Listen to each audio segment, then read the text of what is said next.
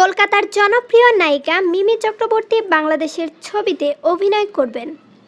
কারুকাজ ফিল্মস প্রযোজিত ছবি পরিচালনা করবেন রিয়াজুল রিজু। এরই মধ্যে মিমি চক্রবর্তীর সঙ্গে প্রাথমিক আলোচনা হয়েছে। এর আগে রিজু বাপজানের বায়োস্কোপ নামের ছবি পরিচালনা করে প্রশংসা কুড়িয়েছেন। রিজু জানালেন, প্রাথমিকভাবে মিমি চক্রবর্তীর সঙ্গে আলোচনা করেছেন। সবকিছু মিলে গেলে কলকাতার এই জনপ্রিয় অভিনেত্রীকে নিয়ে কাজ করবেন। কলকাতার এই নায়িকা বোঝে না, সে বোঝে না, যোদ্ধা, কি করে তোকে বলবো, বাঙালি বাবু, ইংলিশ মেম ছবি করে নজর কেড়েছেন। তার সঙ্গে পরিচালক রাজ চক্রবর্তীর প্রেমের সম্পর্ক নিয়েও গুঞ্জন ছিল। সম্প্রতি অবশ্য মিমি স্বীকার করেছেন তাদের সেই সম্পর্ক।